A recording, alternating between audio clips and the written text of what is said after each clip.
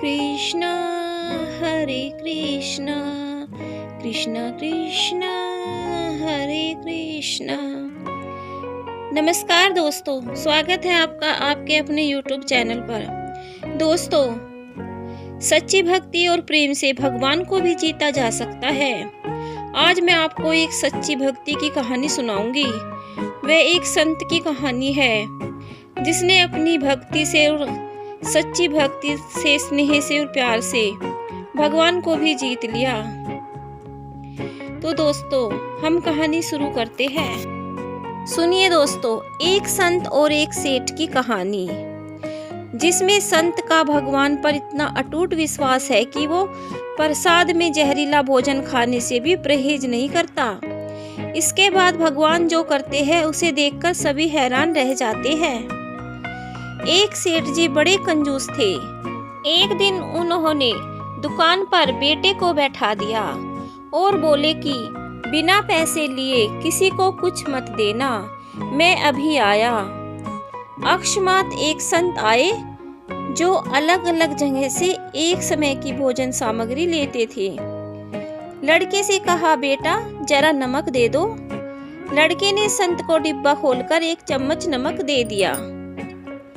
सेठ जी आए तो देखा कि डिब्बा खुला पड़ा था। सेठ जी ने कहा कि क्या बेचा? बेटा बोला, एक संत जो तालाब पर रहते हैं उनको एक चम्मच नमक दिया था। सेठ का माथा ठनका। वो बोले, अरे मूर्ख, इसमें तो जहरीला पदार्थ है। अब सेठ जी भागकर संत के पास गए। तब तक संत भोजन बनाकर भगवान को भोग लगाकर खाने की थाली लेकर बैठ चुके थे। सेठ जी दूर से ही बोले, महाराज रुकिए, आप जो नमक लाए थे नमक नहीं था बल्कि एक जहरीला पदार्थ था।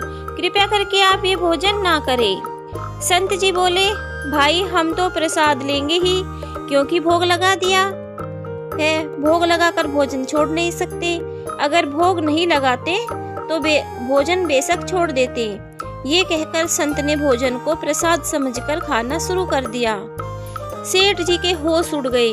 वो रात भर वहीं बैठे रहे। सेठ को रह रहकर ये चिंता सता रही थी कि अगर संत को कुछ हो गया तो बड़ी बदनामी होगी।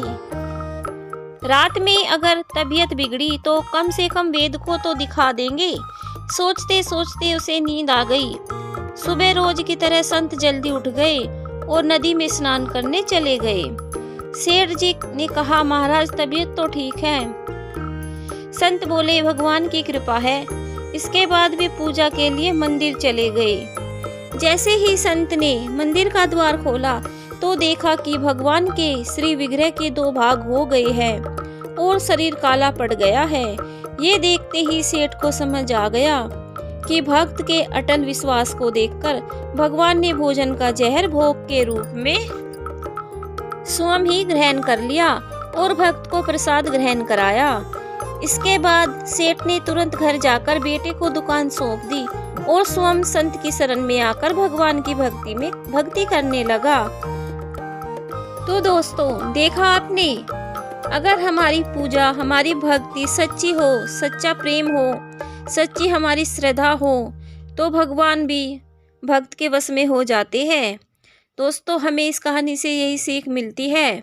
तो दोस्तों, इसीलिए हमें जब भी हम भगवान जी की पूजा करते हैं, कोई भी उपाय करते हैं, मंत्र करते हैं, मंत्र पढ़ते हैं, मंत्र उच्चारण करते हैं, जिस भी भगवान में आपकी श्रद्धा है, जिस भी भगवान की पूजा करते हैं, भगवान एक ही है, नाम उनके अनंत है। तो दोस्तों, सच्चे मन से और सच्ची श्रद्धा से कीजिए। किसी का दिल मत दुखाइए, किसी को कष्ट मत दीजिए, अपने से बड़ों की सेवा कीजिए, छोटों से प्यार कीजिए। कोई भी गरीब हो, कोई भी आपको कहीं मिले, किसी को दुत्कारिए मत। सबसे स्नेह रखिए, प्यार रखिए। तो देखा भगवान कैसे अपने भक्त के कष्ट भी अपने ऊपर ले लेते हैं। किस तरीके से भगवान ने अपने भक्त की रक्षा की और अपना जहर उन्होंने अपने ऊपर ले लिया।